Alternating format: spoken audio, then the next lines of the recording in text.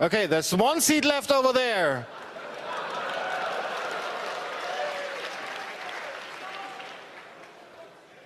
So for the first time, this room is full.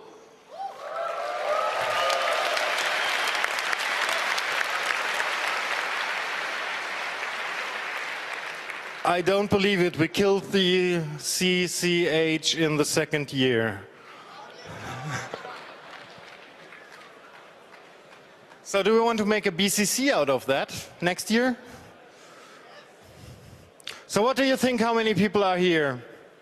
4,000?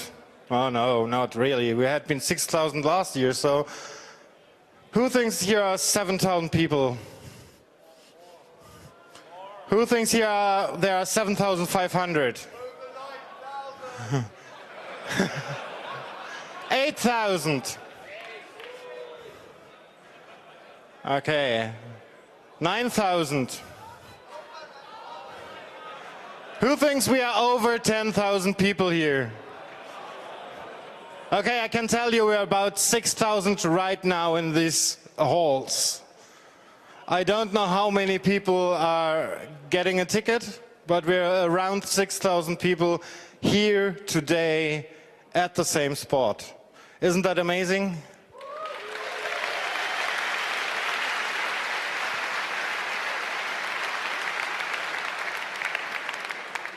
So I leave you now for the last 4 minutes and prepare yourself for the next talk.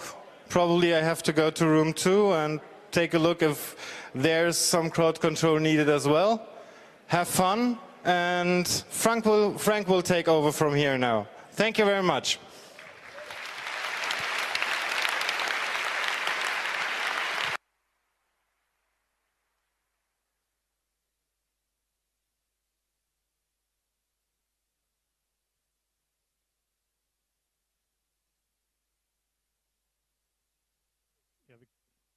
Ton? Ha.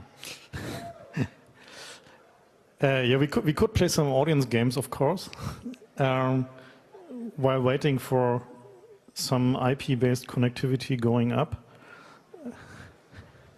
As you may have heard, we really wanted to have Glen Greenwald, the keynote speaker, in person here, but the circumstances surrounding his work make it a little bit difficult. So we have him here on a video transmission from Sao Paulo. Oh no, that's not true, from Rio.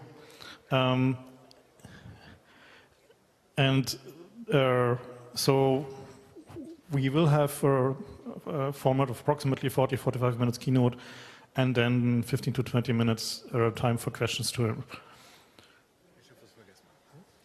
So I forgot something, sorry for that.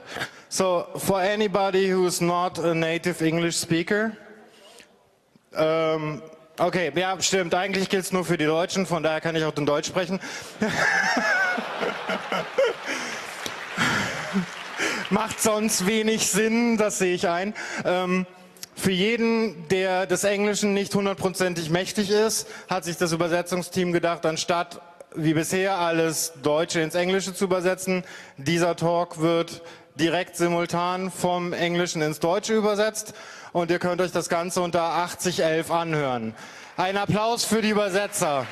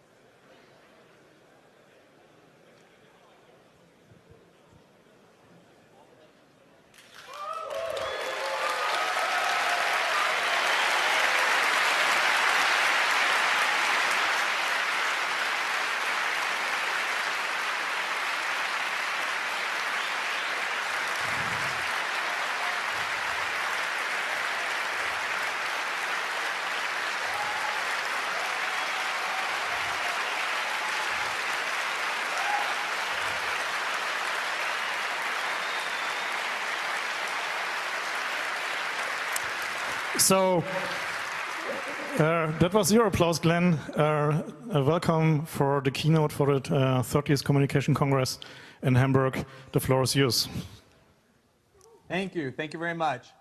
And thank you to everybody for that warm welcome. And thank you as well to the Congress organizers for inviting me to speak.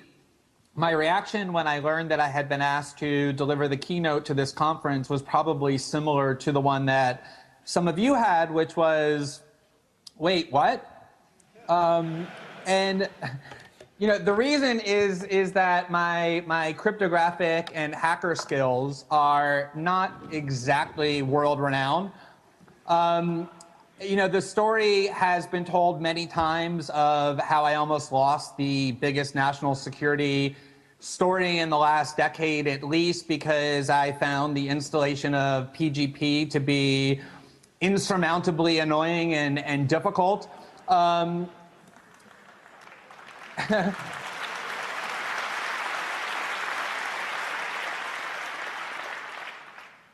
there's another story that's very similar that illustrates the same point that I actually don't think has been told before, which is prior to my going to Hong Kong, I spent many hours with both Laura Poitras and Edward Snowden trying to get up to speed on the basics of security technology that I would need in order to report on this story. And they tried to tutor me in all sorts of programs and finally concluded that the only one, at least at that time for that moment, that I could handle was TrueCrypt. And they taught me the basics of TrueCrypt, and I went to Hong Kong, and before I would go to sleep at night, I would play around with TrueCrypt, and I kind of taught myself a couple of functions that they hadn't even taught me, and really had all this sort of confidence. And on the third or fourth day, I went over to meet both of them, and I was beaming with pride, and I showed them all the new things that I had taught myself how to do on TrueCrypt, and I pronounced myself this cryptographic master that I was really becoming advanced. And I looked at both of them, and I didn't see any return pride coming my way. Actually, what I saw was them trying very hard to avoid rolling their eyes out of their head at me to one another. And I said, why are you reacting that way? Why isn't that a great accomplishment? And they sort of let some moments go by, and no one wanted to break it to me. And finally, Snowden piped in and said, TrueCrypt is really meant for your little kid brother to be able to master. It's not all that impressive.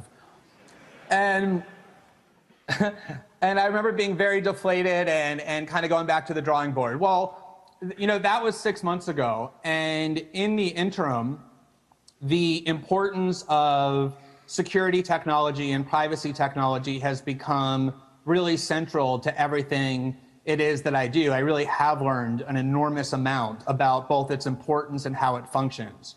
And I'm far from the only one. I think one of the most significant outcomes of the last 6 months, but one of the most under-discussed, is how many people now appreciate the importance of protecting the security of their communications.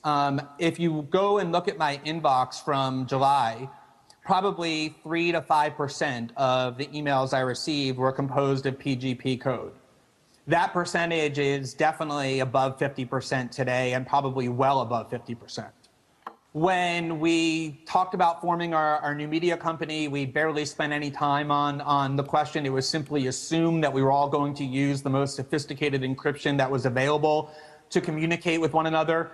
And I think most encouragingly, whenever I'm contacted by anyone in journalism or activism or any related fields, they either use encryption or are embarrassed and ashamed that they don't, and apologize to me for the fact that they don't, and vow that they're soon going to. And it's really a remarkable sea change, even from the middle of last year, when I would talk to some of the leading national security journalists in the world who were working on some of the most sensitive information, and virtually none of them even knew what PGP or OTR or any other of the leading privacy technologies were, let alone how to use them. And it's really encouraging to see this technology spreading so pervasively.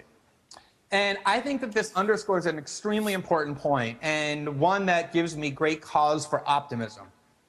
I'm often asked, whether I think that the stories that we've been learning over the last 6 months and the reporting and the debates that have arisen will actually change anything and impose any real limits on the US surveillance state. And typically when people think the answer to that question is yes, the thing that they cite most commonly is probably the least significant, which is that there's going to be some kind of debate and our representatives in democratic government are going to respond to our debate and they're going to impose limits with legislative reform. None of that is likely to happen to reform themselves through symbolic gestures, while at the same time doing very little other than placating citizen anger and often increasing their own powers that created the scandal in the first place. We saw that in the mid-1970s when there was serious concern and alarm in the United States, at least as much there is now, if not more so, over the US government surveillance capabilities and abuse. And what the US government did in response is they said, well, we're going to engage in all these reforms that will safeguard these powers. We're going to create a special court that the government needs to go to get permission before they can target people with surveillance. And that sounded great, but then they created the court in the most warped way possible. It's a secret court where only the government gets to show up, where only the most pro-national security judges are appointed.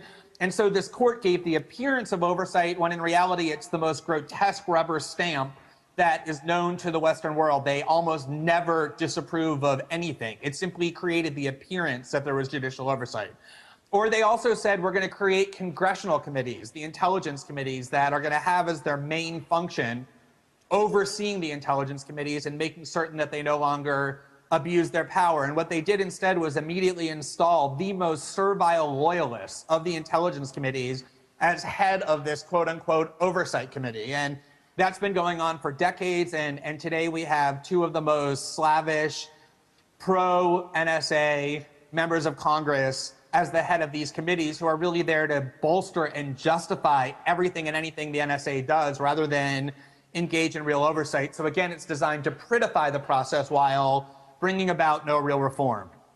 And this process is now repeating itself. You see the president appoint a handful of his closest loyalists to this independent White House panel that pretended to issue a report that was very balanced and critical of the surveillance state, but in reality introduced a variety of programs that at the very best would simply make these programs slightly more palatable from a public perspective and in many cases intensify the powers of the surveillance state rather than reining them in any meaningful way. So the answer to whether or not we're going to have meaningful reform definitely does not lie in the typical processes of democratic accountability that we're all taught to respect, but they do lie elsewhere. It is possible that there will be courts that will impose some meaningful restrictions by finding that the programs are unconstitutional. It's, I think, much more possible that other countries around the world who are truly indignant about the breaches of their privacy security will band together and create alternatives, either in terms of infrastructure or legal regimes that will prevent the United States from exercising hegemony over the internet or make the cost of doing so far too high. I think even more promising is the fact that large private corporations, internet companies, and others will start finally paying a price for their collaboration with this spying regime, and we've seen that already when they've been dragged into the light and finally now are forced to account for what it is that they're doing and to realize that their economic interests are imperiled by the spying system, exercising their unparalleled power to demand that it be reined in. I think all of those things are very possible as serious constraints on the surveillance state. But I ultimately think that where the greatest hope lies is with the people in this room and the skills that all of you possess. The privacy technologies that have already been developed, the Tor browser, PGP, OTR, and a variety of other products are making real inroads in preventing the US government and its allies from invading the sanctity of our communications. None of them is perfect, none of them is invulnerable, but they all pose a serious obstacle to the US government's ability to continue to destroy our privacy. And ultimately, the battle over internet freedom, the question of whether or not the internet will really be this tool of liberation and democratization, or whether it will become the worst tool of human oppression in all of human history will be fought out, I think, primarily on the technological battlefield. The NSA and the US government certainly knows that. That's why Keith Alexander gets dressed up in his little costumes, his dad jeans, and his edgy black shirt and goes to hacker conferences. And it's why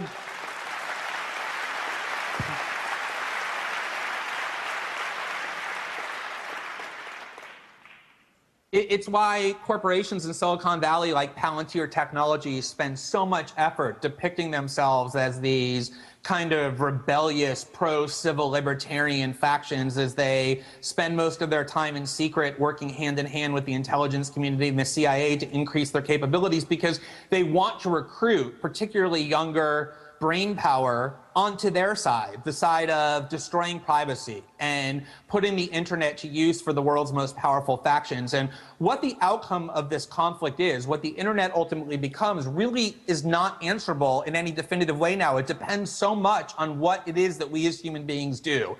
And one of the most pressing questions is whether people like the ones who are in this room and the people who have the skills that you have now and in the future will succumb to those temptations and go to work for the very entities that are attempting to destroy privacy around the world, or whether you will put your talents and skills and resources to defending human beings from those invasions and continuing to create effective technologies to protect our privacy. And I'm very optimistic because that power does lie in your hands.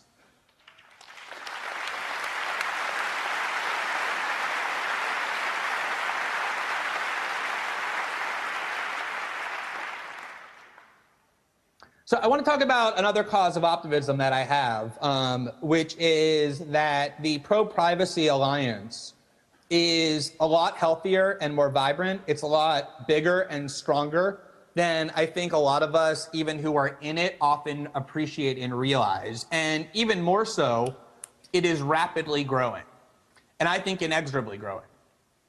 I know for me personally, every single thing that I have done over the last 6 months on this story, and all of the platforms I've been given, like this speech, and the honors that I've received and the accolades that I've been given, are ones that I share completely with two people who have been critically important to everything that I've done. One of them is my unbelievably brave and incomparably brilliant collaborator, Laura Poitras.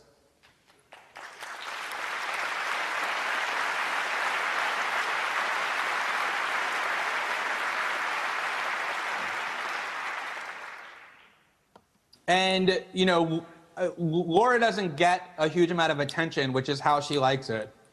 But she really does deserve every last recognition and honor and award, because although it sounds cliche, it really is the case that without her, none of this would have happened.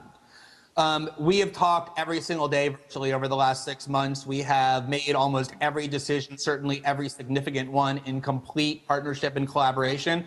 And being able to work with somebody who has that high level of understanding about internet security, about strategies for protecting privacy, has been completely indispensable to the success of what we've been able to achieve. And then the second person who has been utterly indispensable, deserves every last accolade and to share in every last award, is my Nora's source, Edward Snowden.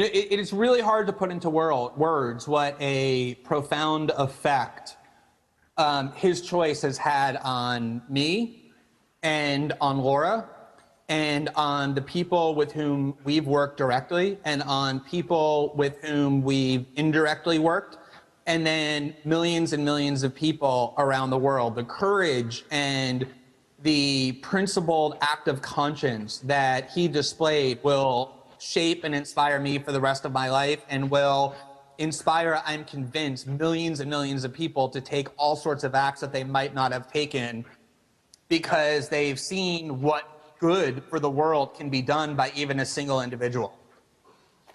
And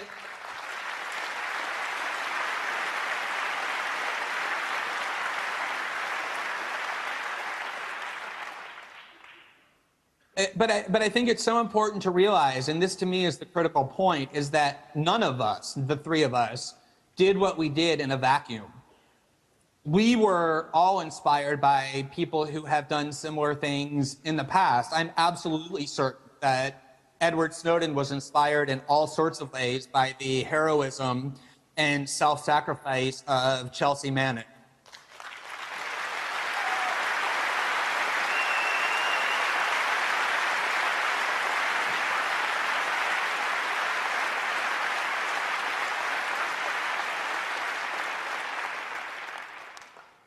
And I'm quite certain that in one way or another, she, Chelsea Manning, was inspired by the whole litany of whistleblowers and other people of conscience who came before her to blow the whistle on extreme levels of corruption, wrongdoing, and illegality among the world's most powerful factions. And they, in turn, were inspired, I'm certain, by the person who is one of my greatest political heroes, Daniel Ellsberg, who did this 40 years ago.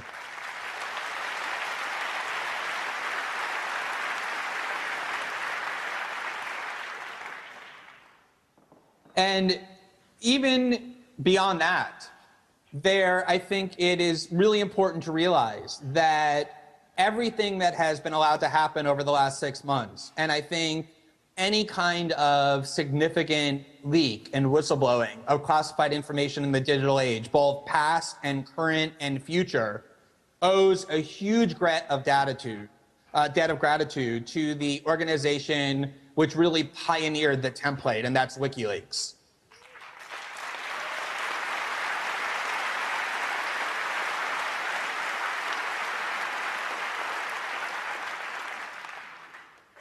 And, we didn't completely copy to the letter the model of WikiLeaks. We modified it a little bit, just like WikiLeaks modified what it has decided were its best tactics and strategies as it went along. And I'm sure people who come after us will modify what we have done to improve on what we have done and to avoid some of our mistakes and some of the attacks that have actually been successful. But I think the point that is really underscored here, and it was underscored for me probably most powerfully when Edward Snowden was rescued from Hong Kong from probable arrest and imprisonment for the next 30 years by the United States, not only by WikiLeaks, but by an extraordinarily courageous and heroic woman, Sarah Harrison.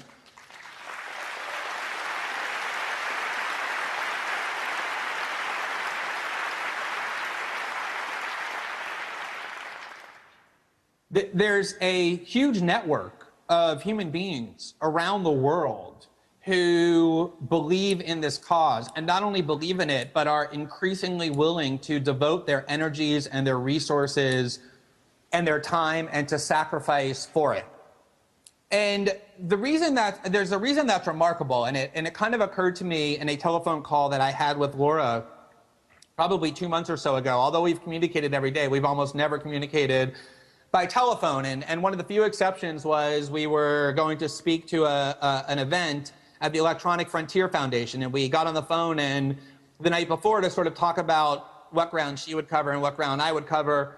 And what she said to me is, it's amazing if you think about it. She went through the list of the people who have devoted themselves to transparency and the price that they've paid. And she said Edward Snowden is stuck in Russia, facing 30 years in prison.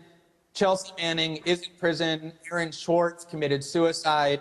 People like Jeremy Hammond and Barrett Brown are the subject of grotesquely overzealous prosecutions by virtue of the activism of transparency they've engaged in. Even people like Jim Risen, who is with an organization like the New York Times, faces the possibility of prison for the stories that he's published. Laura and I have been advised by countless lawyers that it's not safe for us to even travel to our own country. And she said it's really a sign of how sick our political culture has become, that the price for bringing transparency to the government and for doing the job of the media and the Congress that they're not doing is these extreme forms of punishment.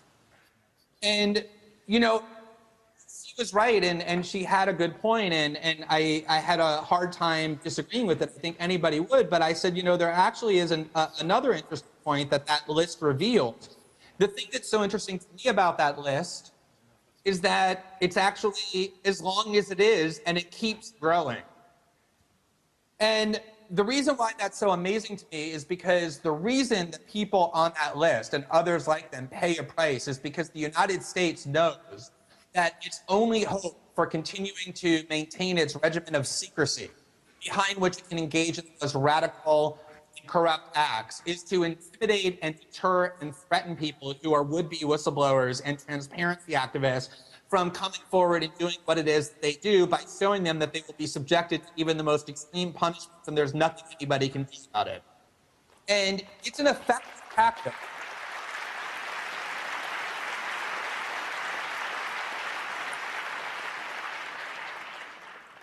You know, it is an effective tactic. It works for some people, not because those people are cowardly, but because they're rational. It really is the case that the United States and the British government not only are willing but able to essentially engage in any conduct, no matter how grotesque, no matter how extreme, no matter how lawless, with very little opposition that they perceive is enough to make them not want to do it. And so there are activists who rationally conclude that it's not worth the price for me to pay in order to engage in that behavior. That's why they continue to do it. But the paradox is that there are a lot of other people, I think even more people, who react in exactly the opposite way. When they see the US and the UK government showing their true face, showing the extent to which they're willing to abuse their power, they don't become scared or deterred, they become even more emboldened. And the reason for that is that when you see that these governments are really capable of that level of abuse of power, you realize that you can no longer in good conscience stand by and do nothing. It becomes an even greater imperative to you to come forward and shine a light on what they're doing. And if you listen to any of those whistleblowers or activists, they'll all say the same thing. It was a slow process to realize that the acts in which they were engaging were justified, but they were finally convinced of it by the actions of these governments themselves. And it's a really sweet irony. And I think a cause for serious optimism that it is the United States and its closest allies who are sowing the seeds of dissent, who are fueling the fire of this activism with their own abusive behavior.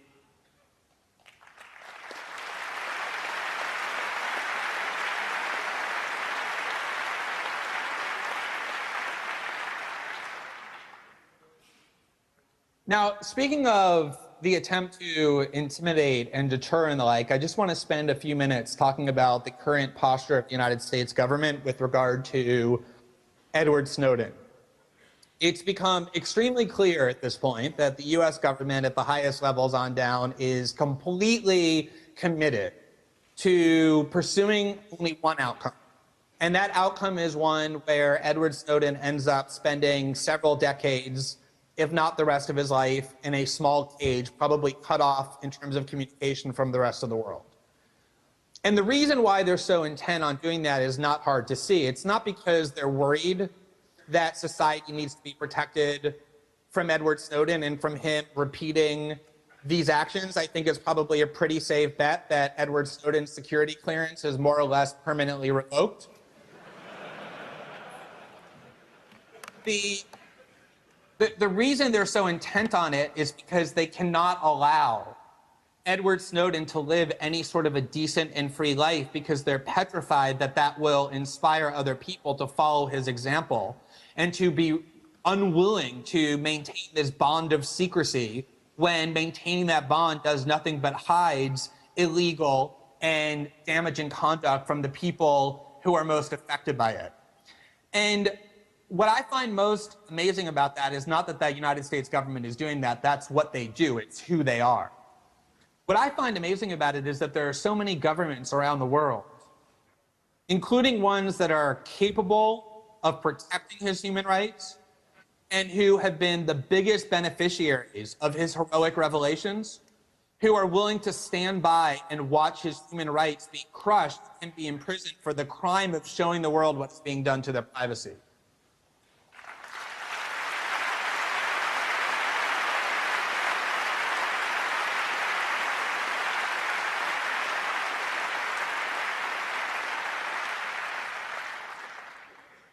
it has really been startling to watch governments, including some of the largest in Europe, and their leaders go out in public and express intense indignation over the fact that the privacy of their citizens is being systematically breached, and genuine indignation when they learn that their privacy has also been targeted.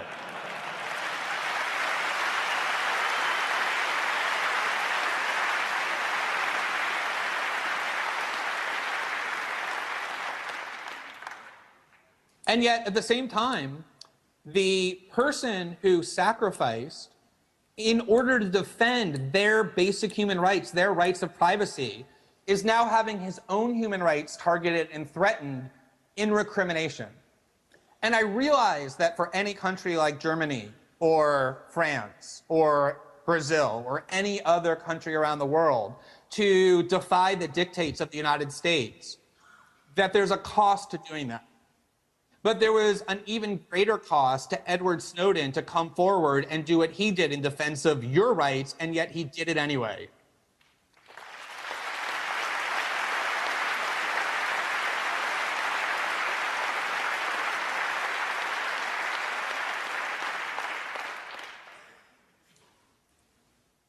And I think that what's really important to realize is that countries have the legal and the international obligation by virtue of treaties that they've signed to defend Edward Snowden from political persecution and prevent him from being in cage for the rest of his life for having shone a light on systematic abuses of privacy and other forms of abuses of secrecy. But they also have the ethical and moral obligation as the beneficiaries of his actions to do what he did for them, which is to protect his rights in return.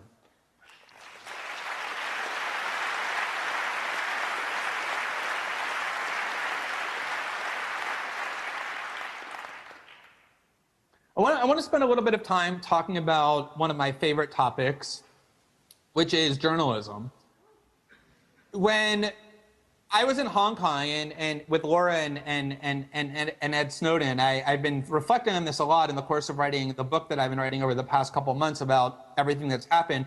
One of the things I realized in looking back on that moment and also in talking to Laura about what took place there was that we spent at least as much time talking about issues relating to journalism and a free press as we did talking about surveillance policy. And the reason is that we knew that what we were about to do would trigger as many debates over the proper role of journalists vis-a-vis the state and other power factions as it would the importance of internet freedom and privacy and the threat of the surveillance state. And we knew in particular that one of our most formidable adversaries was not simply going to be the intelligence agencies on which we were reporting and who we were trying to expose, but also their most loyal, devoted servants, which calls itself the United States and British media. And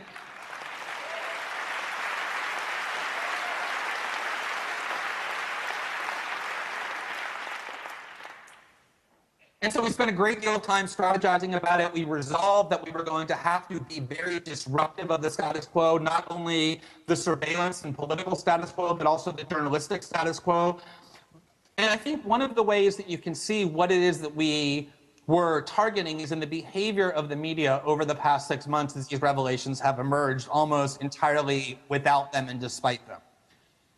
One of the more remarkable things that has happened to me is I gave an interview 3 weeks or so or a month ago on BBC, and it was on this program called Hard Talk, and I at one point had made what I thought was the very unremarkable and uncontroversial observation that the reason why we have a free press is because national security officials routinely lie to the population in order to shield their power and to get their agenda advanced, and that the goal and duty of a journalist is to be adversarial to those people in power, and that the pronouncements that this interviewer was citing about how these government programs are critical to stopping terrorists should not be believed unless there's actual evidence shown that they're actually true. And he interrupted.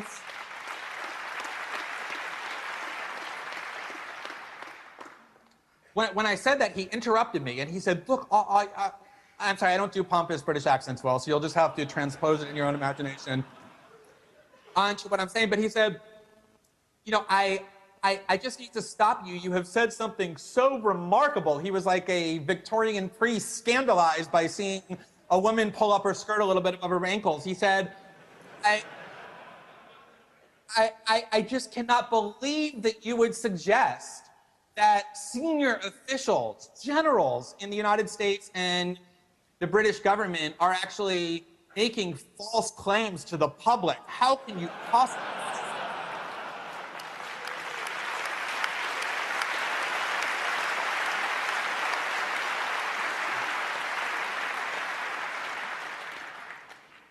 No, that is not aberrational. It really is the central view of certainly American and British media stars that when especially people with medals on their chest who are called generals, but also high officials in the government make claims, that those claims are presumptively treated as true without evidence, and that it's almost immoral to call them into question or to question their veracity. And obviously, we went through the Iraq War in which those two same governments specifically and deliberately lied repeatedly to the government, to their people, over the course of 2 years to justify an aggressive war that destroyed a country of 26 million people. But we've seen it continuously over the last 6 months as well.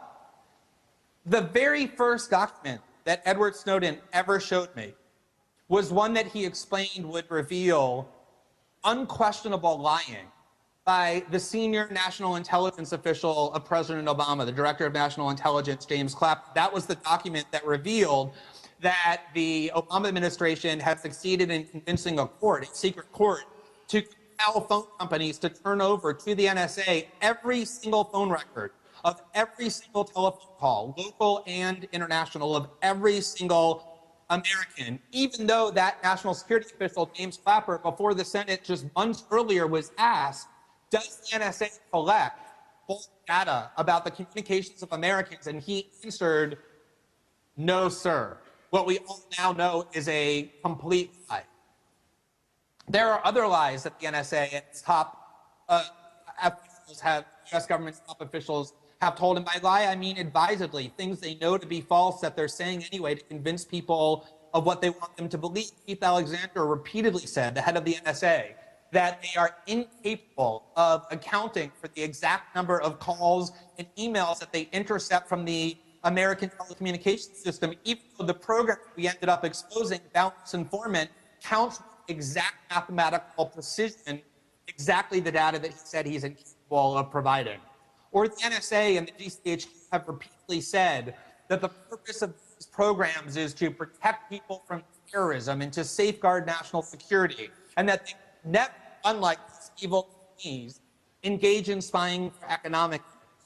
And yet report after report that we've revealed, from spying on the Brazilian oil giant Petrobras, to spying on the Organization of American States and economic summits where economic accords were negotiated to energy companies around the world in Europe and Asia and Latin America, just completely negate these claims, prove that they are lies. And then we have President Obama, who repeatedly says things like, we cannot and do not spy on or eavesdrop on the communication of Americans without warrants, even though the 2008 law that was enacted by the Congress of which he was a part had little purpose other than to empower the U.S. government to eavesdrop on Americans' communication without warrants.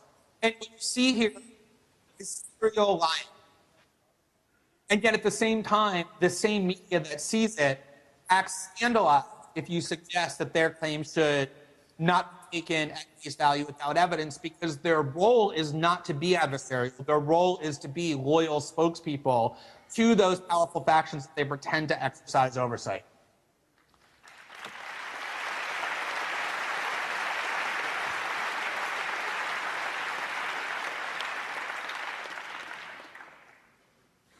Just one more point on that, which is to understand just how the American and British media function. You can pretty much turn on the TV at any moment or open an internet website and see very brave American journalists calling Edward Snowden a criminal and demanding that he be extradited to the United States and prosecuted and imprisoned. They're very, very brave when it comes to declaring people who are scorned in Washington and who have no power and have become marginalized. They're very brave in condemning them and standing up to them and demanding that the rule of law be applied to them faithfully. He broke the law, he must pay the consequences. And yet, the top national security official of the United States government went to the Senate and lied to their face, as everybody now knows, which is at least as much of a serious crime as anything Edward Snowden is accused of. And you will be hard-pressed to find a single one of those great criminals.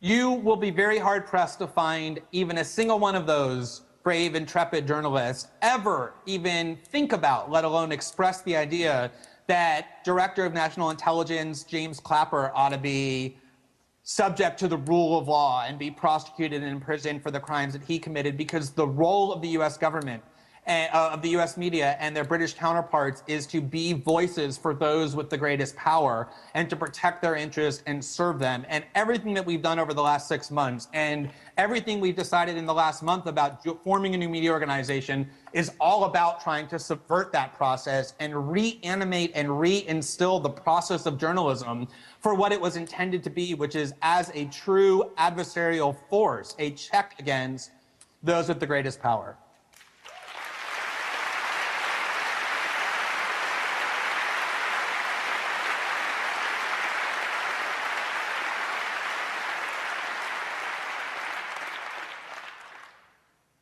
So I just want to close with one last point, which is the nature of the surveillance state that we've reported over the last 6 months. Every time I do an interview, people ask similar questions such as, what is the most significant story that you have revealed? Or what is it that we have learned about the last story that you just published? And what I've really begun saying is that there really is only one overarching point that all of these stories have revealed. And that is, and I say this without the slightest bit hyperbole or melodrama, it's not metaphorical and it's not figurative, it is literally true, that the goal of the NSA and its Five Eyes partners in the English-speaking world, Canada, New Zealand, Australia, and especially the UK, is to eliminate privacy globally, to ensure that there be no human communications that occur electronically, that evades their surveillance net. They want to make sure that all forms of human communication, by telephone or by internet, and all online activities are collected, monitored, stored, and analyzed by that agency and by their allies. Is to describe a ubiquitous surveillance state. You don't need hyperbole to make that point, and you don't need to believe me when I say that that's their goal. Document after document within the archive that Edward Snowden provided us declare that to be their goal. They are obsessed with searching out any small little crevice on the planet where some form of communication might take place without their being able to invade it. One of the stories that we're working on now, I used to get in trouble when I was at The Guardian for previewing my stories. I'm not at The Guardian anymore, so I'm just going to do it anyway, is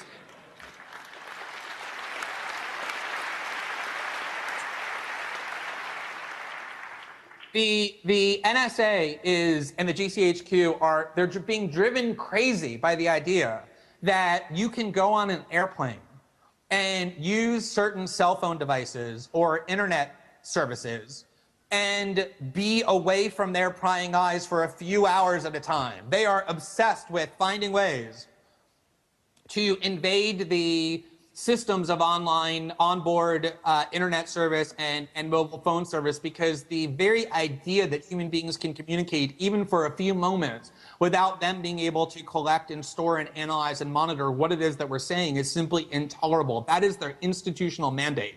And when I get asked questions when I do interviews in different countries, well, why would they want to spy on this official, or why would they want to spy on Sweden, or why would they want to target this company here? The premise of that question is really flawed. The premise of the question is that the NSA and the GCHQ need a specific reason to target somebody for surveillance. That is not how they think. They target every form of communication that they can possibly get their hands on. And if you think about what individual privacy does for us as human beings, let alone what it does for us on a political level, then it really is the thing that lets us explore boundaries and engage in creativity and use the mechanisms of dissent without fear. When you think about a world in which privacy is allowed to be eliminated, really talking about eliminating everything that makes it valuable to be a free individual, a surveillance state, by its necessity, by its very existence, breeds conformity, because when beings know that they're always susceptible to being watched, even if they're not always being watched, the choices that they make are far more constrained, are far more limited, cling far more closely to orthodoxy than when they can act in the private realm. And that's precisely why the NSA and the GCHQ and the world's most powerful TVs throughout history and now always as the first goal have the elimination of privacy at the top of the list, because it's what ensures that human beings can no longer resist the decrees that they're issuing. Well, thank you once again very much. And good.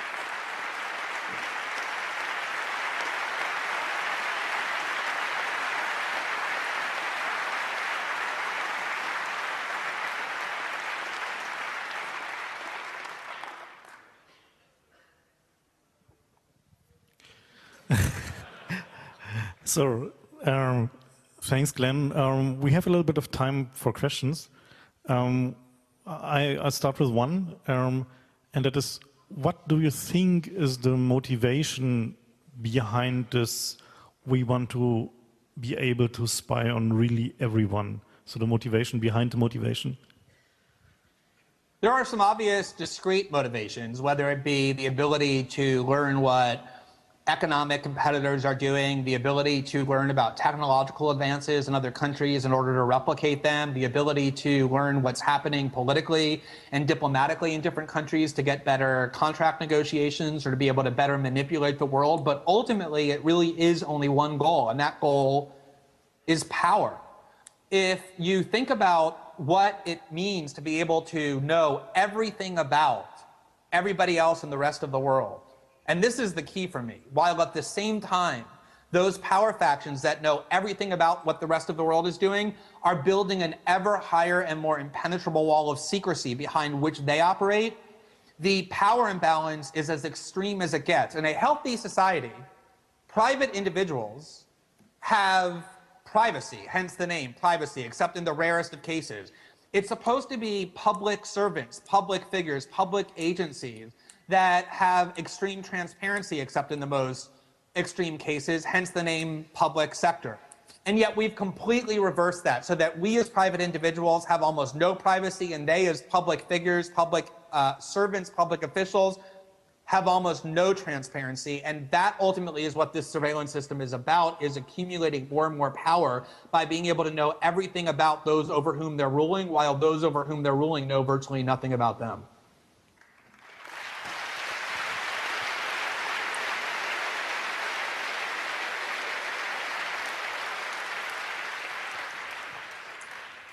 Okay, so we have approximately 10 more minutes for questions from the audience.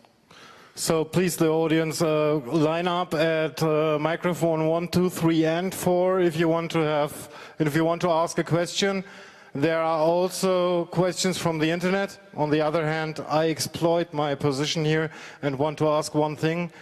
Are you fearing for your own well-being to be harmed?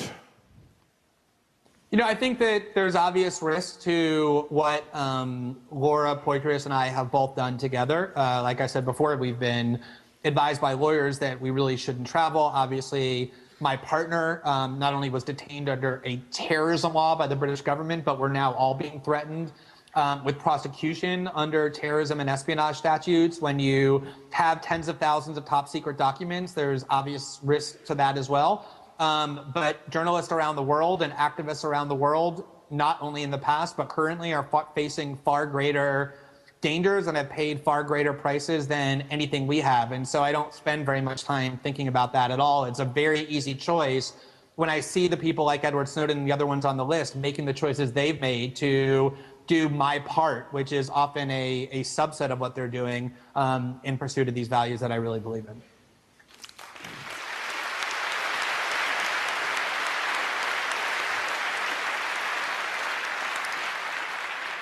So the next question is from the internet. Do you hear me? Okay.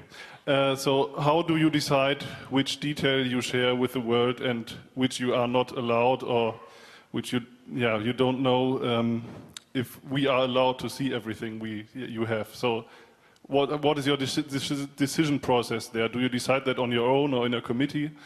And what are the criteria for the information that you release right now?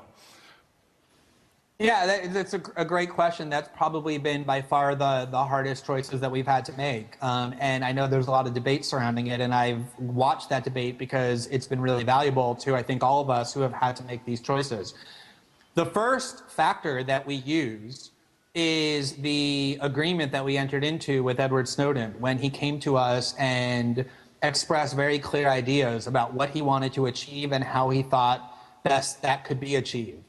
And we spent a lot of time talking to him about the methods that we would use, about what we would publish, about what we wouldn't publish. And regardless of the debates that have taken place, we feel duty-bound to adhere to the agreement that we entered into with him, because he is not an object to be sacrificed for a cause. He is a human being whose agency and autonomy has to be regarded and honored. And everything that we've done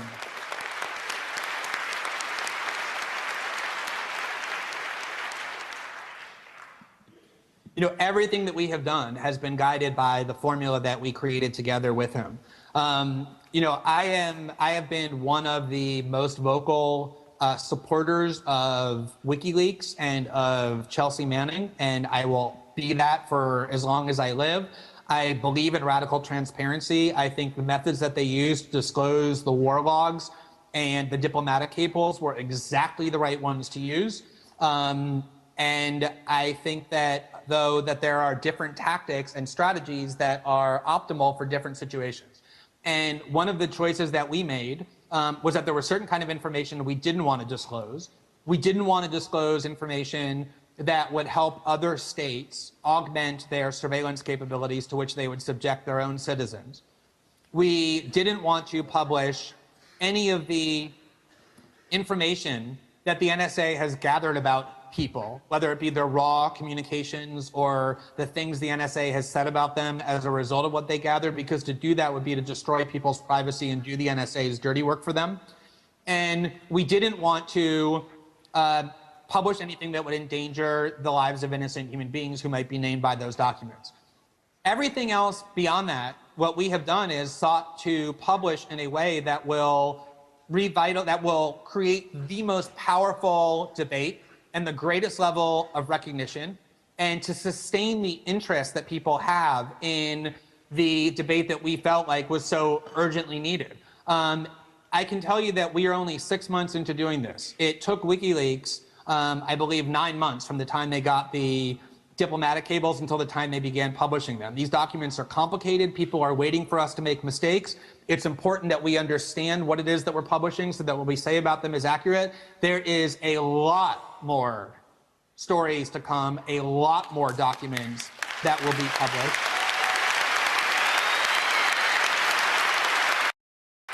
So microphone 1, please. So I know about the attacks that the GCHQ, the British police, have done to, they tried to trace your hardware, and I'd like to know if there were more than that, like attacks to you personally, because you talked about the attacks they used. Yeah.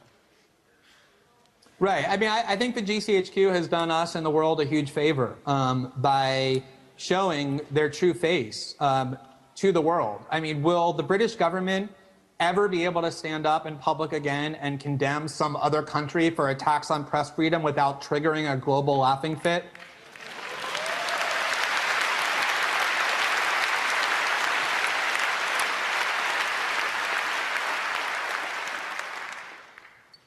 And, you know, I think that the most important thing that you can do as a journalist when you're being threatened, and the threats have gone far beyond what you just asked about. They're, as I said, continuously threatening in all sorts of formal and informal ways to criminally charge some or all of us who have been involved in this reporting.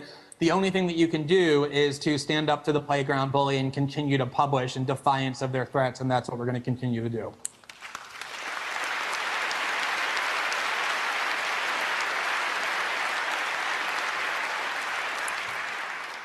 Microphone 4, please.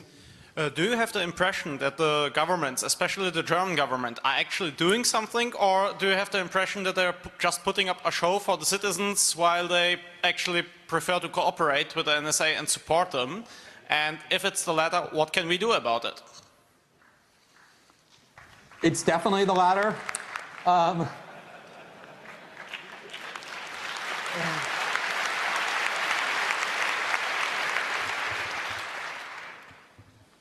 You know, ultimately, governments will do two things. They will, in the first instance, do everything that they can to advance their own interests. And governments around the world, especially in the West, don't perceive it to be in their own interests, at least some of them, to disobey the United States. And they also don't perceive it to be in their own interest to take meaningful action against surveillance policies which they themselves believe in and engage in. And so the question then becomes, how do you get them to do something beyond that framework? And the only real answer becomes to increase the cost to doing it. As I said earlier, I think that the cost to the internet sector in the United States has become quite real. The cost to Boeing, which just lost a $4 billion contract for fighter jets because Brazil didn't want to buy from a country that has been systematically spying on them, is very real. I think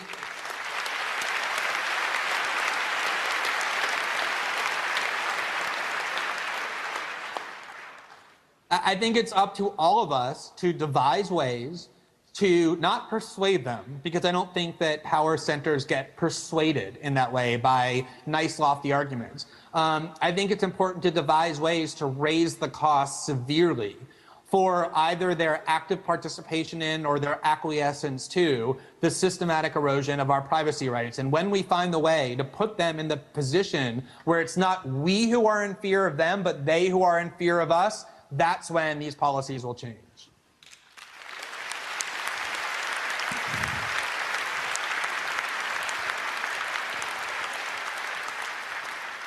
I think it was a perfect closing of your keynote.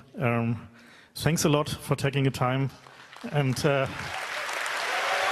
you, everybody. Appreciate it.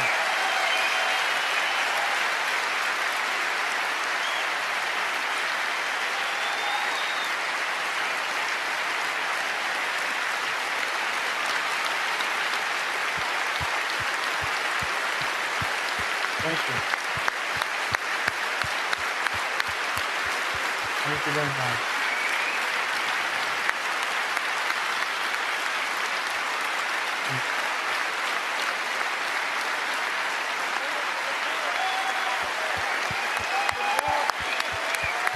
Thanks so much.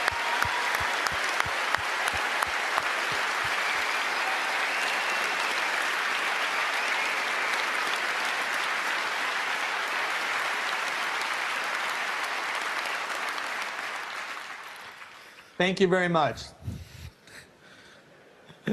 yeah, and please continue your work. Thank you.